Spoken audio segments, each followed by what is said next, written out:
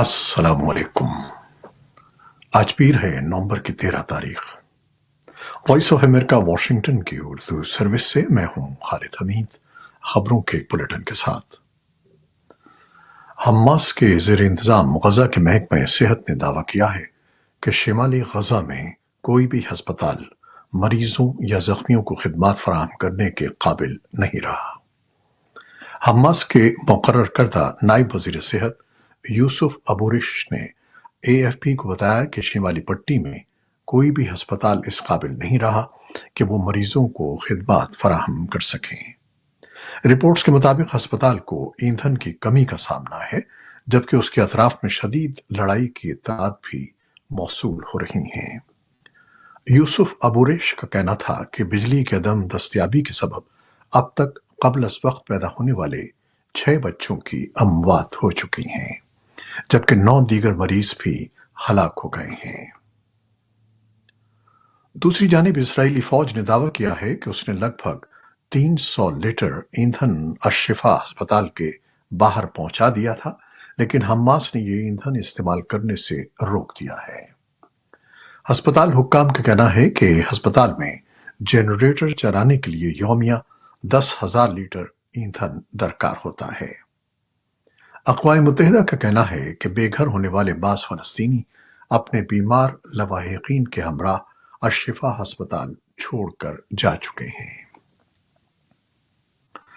खबरसां इदारे associated press के मुताबिक गजा में अस्पतालों के डायरेक्टर मोहम्मद ज़कात का कहना था कि अशिफा अस्पताल के कंपाउंड में अभी भी 650 मरीज और तिब्बी अमले के 500 अफराद मौजूद हैं।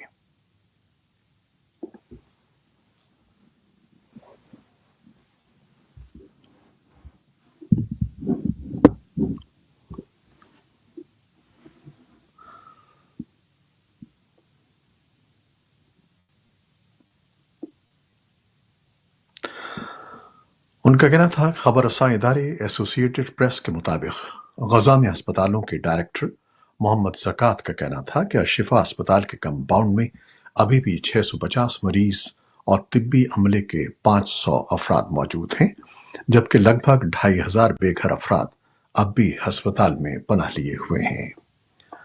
गजा में हमास के ज़ेर कंट्रोल वजारत सेहत के मुताबिक जंग शुरू होने के बाद 11,000 से ज्यादा फलस्तीनी मौत का शिकार हो चुके हैं, जिनमें 2/3 खवातीन और नाबालिग शामिल हैं, जबकि तकरीबन 2,700 अफराद के लापता होने की इत्तला है। इसराइल में 7 अक्टूबर को हमास के हमले में कम से कम 1,200 अफराद हलाक हो गए थे। अमरीकी फौज का एक जंगी तैयारा मशरकी बहरा रोम में दौरान मश्क गिरकर तबाह हो गया है, जिसमें सवार 5 एहलकारों की हलाकत की तस्दीक कर दी गई है। तैयारा उस वक्त हादसे का शिकार हुआ जब वो फजा में रिफ्यूलिंग के लिए मामूल की मश्क में मसरूफ था। ताहम यह नहीं बताया गया कि तबाह होने वाला तैयारा कौन सा था और जब यह तबाह हुआ तो कहां परवाज कर रहा था। सदर जो बाइडन और उनकी अहलिया जिल बाइडन ने इस वाक़े में हलाक होने वाले फौजी एहलकारों को खिराज अकीदत पेश किया है। व्हाइट हाउस के कौमी सलामती के मुशीर जेक सलिवन ने एबीसी के प्रोग्राम दिस वीक में कहा है कि अमरीका गजा की पट्टी के अस्पतालों के अंदर मुसल्लह लड़ाई से गुरेज करना चाहता है और उसने इसराइली अफवाज तक अपना नुक्ते नजर पहुंचा दिया है। सलिवन ने कहा कि हम ऐसे अस्पतालों में लड़ाई नहीं देखना चाहते जहां बेगुनाह, बेबस और तिब्बी इमदाद के ख्वाह लोग क्रॉस फायर में फंस जाएं। उन्होंने ये भी कहा कि अमेरिका अपने शहरियों को गजा से निकालने का सिलसिला जारी रखे हुए है।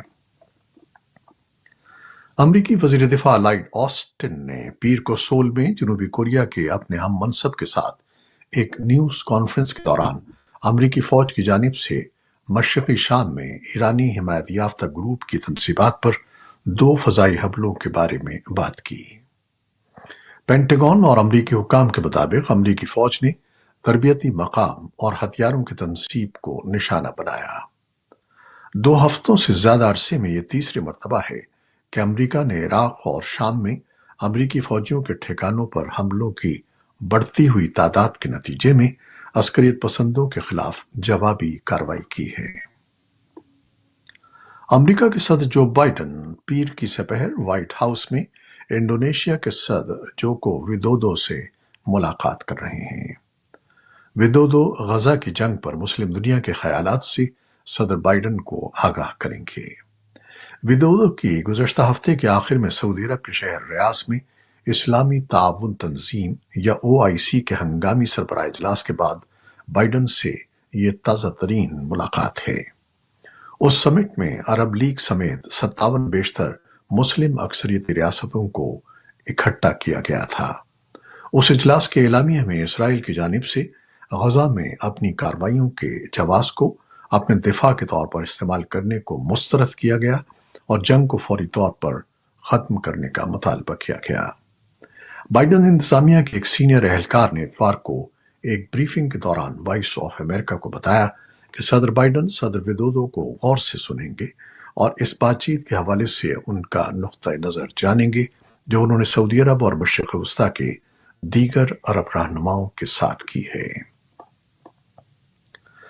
دنیا بھر میں اقوام متحدہ کے کمپاؤنڈز پر پیر کو پرچم سرنگوں رہے، جبکہ عملے نے اسرائیل اور حماس تنازع کے دوران غزہ میں موت کا شکار ہونے والوں کے ساتھیوں کی یاد میں 1 منٹ کی خاموشی اختیار کی۔ بینکاک، ٹوکیو اور بیجنگ کے دفاتر میں اقوام متحدہ کا جھنڈا سرنگوں کر دیا گیا۔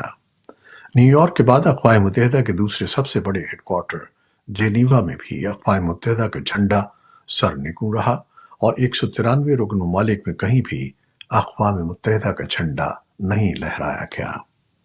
فلسطینیوں کی حمایت کرنے والی اقوام متحدہ کی ایجنسی UNRWA نے جمعے کو اعلان کیا کہ جنگ کے آغاز کے بعد سے غزہ کی پٹی میں اس کے 100 سے زیادہ ملازمین ہلاک ہو چکے ہیں۔ کینیڈا میں اسرائیل حماس جنگ پر کشیدگی کے پس منظر میں ہفتے میں تیسری بار یہودی کمیونٹی کے ایک اسکول پر گولیاں برسائی گئیں۔ یہ واقعہ مونٹریال کے ایک اور یہودی اسکول پر فائرنگ کے صرف 2 روز بعد پیش آیا، تاہم دونوں واقعات میں کسی نقصان کی اطلاع نہیں ملی۔ اسکول کے ترجمان نے ایک پریس کانفرنس کے دوران کہا کہ لوگوں کا ایک سے زیادہ بار ایک ہی ہدف پر حملہ کرنا صورتحال کی سنگینی کو ظاہر کرتا ہے۔ تاہم کلاسز کے معمول کے مطابق جاری رہیں گی۔ وزیر اعظم جسٹن ٹروڈو نے ان واقعات کی مذمت کی ہے۔ روزنامہ واشنگٹن پوسٹ نے نام ظاہر نہ کرتے ہوئے یوکرین اور یورپ میں ذرائع کے حوالے سے اطلاع دی ہے کہ نارڈ اسٹریم قدرتی گیس پائپ لائن پر گزشتہ سال کے حملے میں یوکرین کے ایک فوجی افسر نے مبینہ طور پر تعاون کیا تھا۔ واشنگٹن پوسٹ نے ہفتے کے روز خبر دی کہ 48 سالہ کرنل رومن چیرونسکی نارڈ اسٹریم آپریشن کے کوارڈینیٹر یا رابطہ کار تھے۔ وہ یوکرین کی اسپیشل آپریشنز فورسز میں خدمات انجام دیتے رہے ہیں۔ ڈنمارک کے جزیرے بورنہولم کے قریب ستمبر سن 2022 میں ہونے والے دھماکوں کی ذمہ داری کسی نے قبول نہیں کی تھی۔ امریکہ اور نیٹو نے اسے تخریب کاری کی کارروائی قرار دیا تھا، جبکہ ماسکو نے یہ بین الاقوامی دہشت گردی کی کارروائی قرار دیا تھا۔ جرمنی، ڈنمارک اور سویڈن نے نارڈ اسٹریم کے دھماکوں کی تحقیقات شروع کر دی ہیں۔ ادھر یوکرین کے انٹیلیجنس ڈائریکٹوریٹ کے مطابق روس کے زیر قبضہ قصبے میلوٹوپول میں ہفتے کے روز ایک دھماکے میں 3 روسی فوجی ہلاک ہو گئے ہیں۔ رائٹرز نے کہا کہ روسیوں نے اس واقعے کا ذکر نہیں کیا ہے اور خبر رساں ایجنسی اس واقعے کی تصدیق نہیں کر سکی ہے۔ صدر زیلنسکی نے یوکرین کے باشندوں کو اتوار کی رات کے ویڈیو خطاب کے دوران خبردار کیا کہ وہ موسم سرما کے تناظر میں یوکرین کے انفراسٹرکچر پر نئے روسی حملوں کا مقابلے کا تیار رہیں۔ امریکی وزیر دفاع لائیڈ آسٹن نے اپنے جنوبی کوریا کے ہم منصب شن واسک سے پیر کو سول میں سالانہ سیکیورٹی مشاورتی میٹنگ کے لیے ملاقات کی ہے۔ ملاقات کے دوران آسٹن اور شن نے تازہ ترین سیکیورٹی معاہدے پر دستخط کیے جو شمالی کوریا کے جوہری اور میزائل کے خطرات سے نمٹنے کے لیے ڈیزائن کیا گیا تھا۔ امریکی محکمہ دفاع نے ایک بیان میں کہا کہ امریکہ اور جنوبی کوریا کے درمیان اتحاد जजीरा नुमा कोरिया और उससे बाहर अमन, इस्तेहकाम और खुशहाली की बुनियाद है।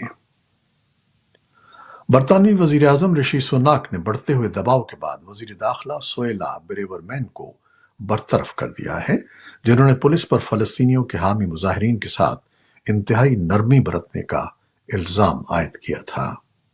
सोएला ने गुज़श्ता हफ्ते कहा था कि लंदन की पुलिस फोर्स फलस्तीन के हामी हुजूम की तरफ से कानून शिकनी को नजरअंदाज कर रही है। उन्होंने गजा में जंगबंदी का मुतालबा करने वाले मुजाहिरीन को नफरत फैलाने वाले करार दिया। और अब पाकिस्तान, अफगानिस्तान और भारत से मिलने वाली कुछ खबरें। पाकिस्तान में इलेक्शन कमीशन की जानिब से मुल्क में नए आम इंतखाबात की तारीख के ऐलान के साथ ही इलेक्शन का मौसम शुरू हो गया है, जिसमें सियासी झगड़े, इल्जामात, जवाबी इल्जामात और नए इत्तेहाद बनाने के सिलसिले भी शुरू हो चुके हैं। कौमी असम्बली में गुज़श्ता आम इंतखाबात में दूसरे नंबर पर सबसे ज्यादा नशस्तें लेने वाली मुस्लिम लीग नून और MQM के दरमियान सीट एडजस्टमेंट की सूरत में इंतखाबी इत्तेहाद सामने आया है।